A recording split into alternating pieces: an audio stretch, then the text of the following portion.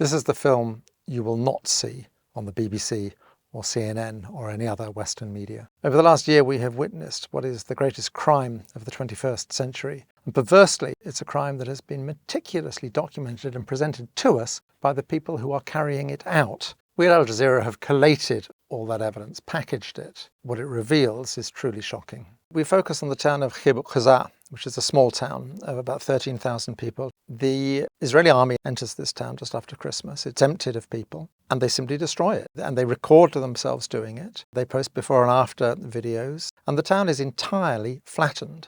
There is no precedent for this in the whole history of the Israeli army. We have become addicted to explosions. The willful destruction of civilian property for punitive reasons, or even perhaps to create a buffer strip, is illegal. You can't do that. It's against international law. And they're doing it, and they're recording it, and they're putting it on Facebook. And we know the names of the soldiers and the commanders who did it. They go into the homes of Palestinians, and they're often clearly staying there, and they just smash them up. And they film themselves smashing them up. They also delight in going through women's underwear drawers, and this is a sort of recurring obsession. You have to see Israeli soldier videos in the context of the broader output of Israeli society. If you gave me a button to just erase Gaza, every single living being in Gaza would no longer be living tomorrow, I would press it in a second. I would press it right now. Give me that button and press it right now. There you go. And I think most Israelis would. There's an Israeli song called This Was My Home. And what they would do is dress up as caricatures of obviously what they perceive Palestinians to be, being sung mockingly to people who no longer have homes. We're not looking at some sort of obscure subculture within Israeli society. This is mainstream Israeli society.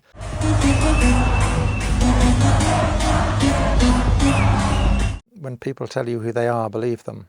It's an entire nation out there that is responsible. And we will fight until we'll break their backbone. 972 magazine carried a story about how the Israelis were using AI, artificial intelligence, for targeting. Essentially, they had a problem. They wanted a rate of strikes in the Gaza Strip, which human computation couldn't keep up with. They needed to use AI to identify these targets. They're using people's phones and their social media, any information at all they can scrape about them, and then they track them through their phones. So who are they talking to on their phone? Who are they simply near as they're carrying their phones around? And they have a little league table. And if you accumulate enough points, you can be killed. The terrifying thing is, how do you kill them? Where do you kill them? And they reached the calculation that it's much easier to kill people when they're at home, which is where the second bit of software kicks in, which is called Where's Daddy? The naming is indicative of a fairly dark sense of humour. They track you. Once Daddy is home, they can kill you, and of course along with anyone else who is in the house as well. It's astonishing what Israeli soldiers do put on film, but that raises the question of what they don't put on film. You very rarely see them actually fighting. Every now and then you'll see them all firing their guns, but usually pretty clear there's no incoming. On the other hand, what you see a great deal of is them dressing up in women's underwear. Has Israel managed to destroy Hamas? I would point to a really simple, common sense thing. Israeli soldiers have posted thousands of videos online. The IDF, the Israeli army, repeatedly posts videos online. Scour those videos for the bodies of dead fighters, and there's remarkably few. I remember 20 years ago in Afghanistan when the Taliban fell, before the age of social media, and I remember making films about that, footage with piles of corpses. It's extraordinary how few dead Hamas fighters we are seeing. Another extraordinary facet of this conflict is the repeated attacks on hospitals. They have assaulted every single one of the 36 hospitals in the Gaza Strip. We have the films of Mohammed Al-Halou, a remarkable young journalist who really chronicled the whole story of the Nasser hospital. The Israelis are very keen to drive people taking refuge in the hospital out, to force them further south. They send a messenger into the hospital to order the people there to leave, and they use a detainee And they've made it quite clear to him, they know who his mother is, where she is, and that she will be killed if he does not return. So he does return. They send him back because the people still aren't leaving. People aren't leaving because they don't trust the Israelis. One of the few people who does leave is his mother. She follows him out with a small group of other people, and he's killed in front of her eyes, having used him as a messenger, as a human shield, effectively. They simply shoot him. They shoot him 3 times in front of her eyes and kill him. What is extraordinary about so many of the soldiers' videos is the sense of impunity they have. One particular video is the 202nd paratroopers. When they left Gaza, individuals within that unit put together a video. It's like a commemorative video, and it's edited and it's set to music and so on. It's been up on YouTube now for 6 months. It includes 3 men, separate incidents, men who are shot by snipers. They are putting up the killing of people who are clearly unarmed. And for soldiers to post this in their own names shows a sense that they simply don't have to account for their actions at all. Deaths by snipers are very common in the Gaza Strip, and it's not just adult men. There's a particular shot of a child, a young boy, who was shot at the gates of the Nasser hospital. It's then too dangerous to collect the body. If you're a sniper, you know who you're shooting. You've got very good sights and you know perfectly well what you're looking at. Mohammed al-Helou, he is almost killed numerous times. One of the occasions is he's shot. He's wearing a flak jacket. They've actually managed to hit the thing that says press. One of the dreadful things about working as a journalist and as a human rights worker during this conflict, not only do you not have sort of immunity, as it were, you are positively a target. As Western journalists, we sometimes work in very hairy situations and we face danger and so on. What we don't generally wrestle with is the perpetual fear that they're going to murder our children. And in fact, on a number of occasions, they have murdered the families of Al Jazeera journalists. It's shameful that the international journalistic community has not stood up more, not just for Al Jazeera, but for all those other journalists who have been killed in the Gaza Strip.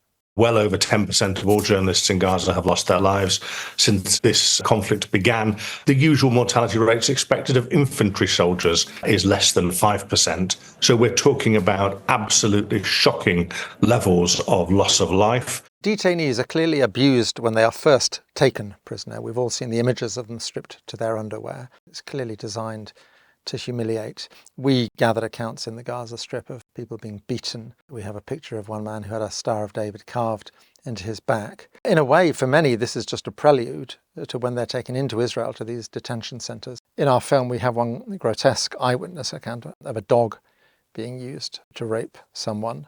فجأة جردوه من ملابسه السفلية. إجا كابتن كان موجود.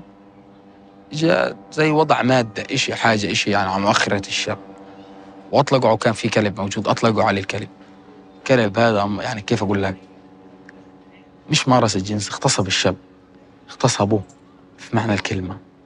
UN report at the end of June identified 53 individuals who have been killed in Israeli detention. There's a report on Israel's Channel 13 broadcasting to the world, advertising the fact, celebrating the fact that these men spend 24 hours in complete darkness with a single hole for a toilet, in handcuffs, chained together with leg cuffs. The whole focus of the report is clearly the Israeli public, and what they're trying to stress is how badly these people are being treated, because clearly the political issue within Israel is whether they're not being treated badly enough.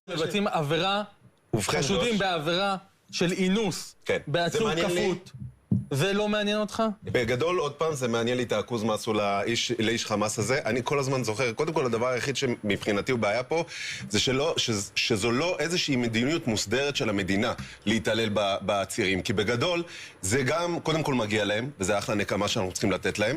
ודבר שני, אולי זה גם ישמש אותנו קצת יותר כהרתעה.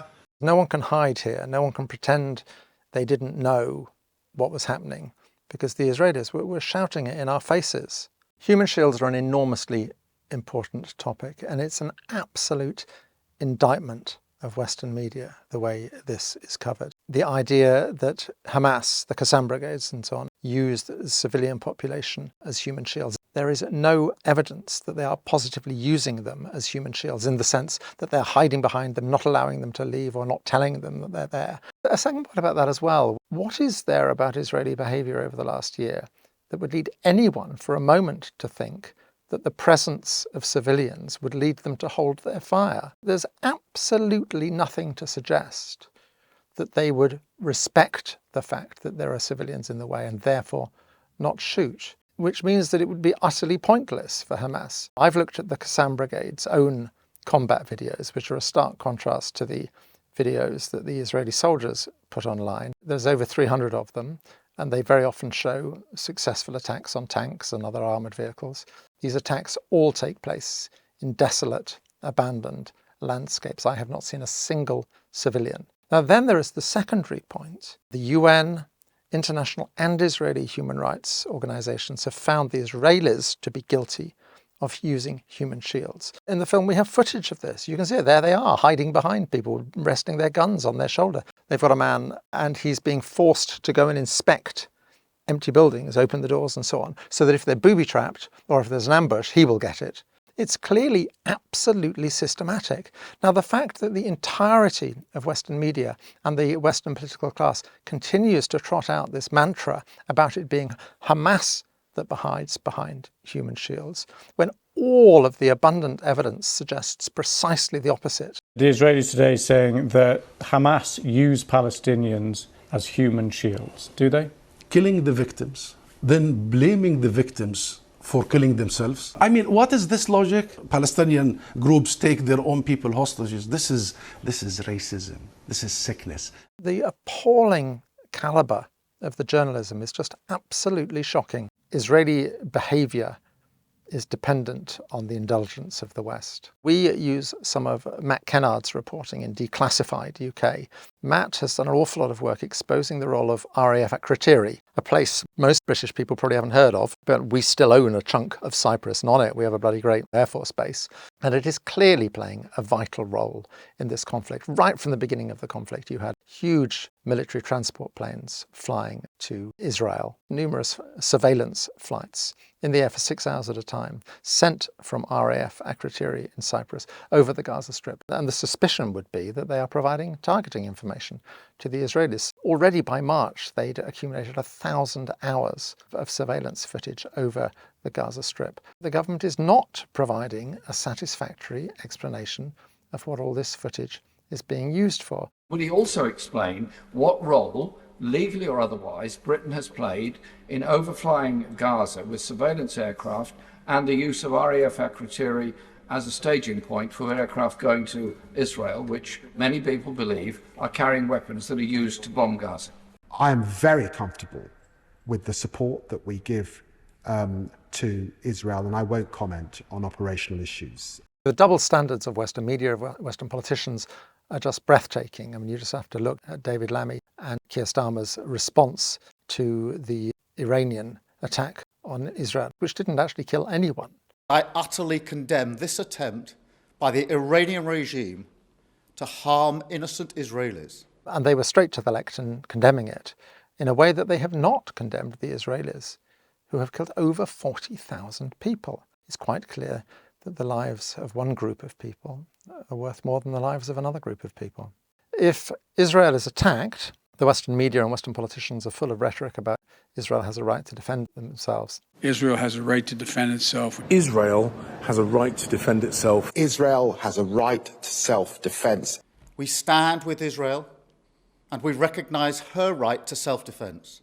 If Israel attacks people, then the whole media narrative is about fears of escalation. In other words, the great danger that the other side might fight back. The double standards are just breathtaking.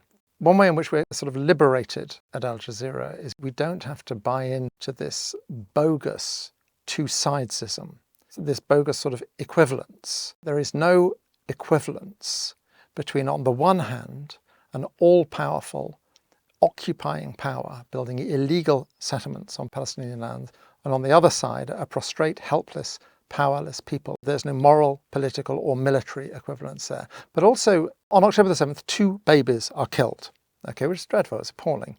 At the end of August, when the Gazan Health Ministry published detailed figures, the first 14 pages, 701 names, were taken up with children under the age of one. And that doesn't include 7,000 people for whom there was no documentation. It doesn't include the large numbers of people who are still under the rubble or who have died because of lack of access to health care. It's very, very likely that in the end, the total number of dead and injured in the Gaza Strip will be more than 250,000 people. There is just no comparison between the two. Now, if, as for example the BBC often does, you achieve balance by having two stories in your evening news report. On the one hand, reporting the very real anguish and trauma of a family who still have a son or a daughter in captivity in Gaza, and on the other hand, an airstrike which has killed 40 people, 15 of them whatever, who are perhaps children. If you are treating that as equivalent, you are buying into a fundamentally racist arithmetic. There was no balance in what was going on. Israeli spokespeople who we did have on were given a lot of free rein to say whatever they wanted with very little pushback. Babies were set on fire. Babies were shot in the head.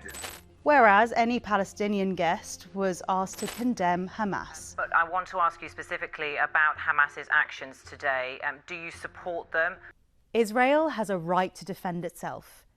That was the editorial line that was drilled into us, into all of our coverage. To a guest talking about, Israeli airstrikes killing Palestinians in Gaza, that would be the response from our presenters. Denying access to food is collective punishment, and that we should all be clear in saying that. Israel will argue, obviously, that it has a right to defend itself. People were terrified of using the word genocide in coverage. They still are.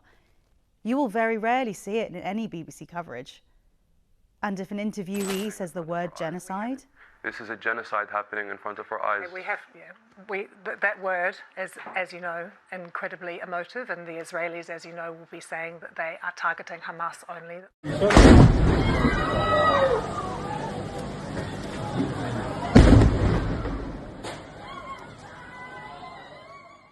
No one can say they didn't know. The Israelis could not have made it clearer to us what they were doing in their rhetoric, social media they were posting, and what their own media was saying, that this was an exercise in ethnic cleansing, quite possibly an exercise in genocide. They were making it abundantly clear to us. And if we are ignorant, we are willfully ignorant. When people tell you who they are, believe them. And the Israelis have certainly told us who they are over the last year. The experience of the last year is testimony to the inadequacy of traditional media in the West, which seems simply to be unable to tell this story as it really is. And it highlights more than ever the need for independent media outlets like Double Down News. And I would urge you to support Double Down News on Patreon.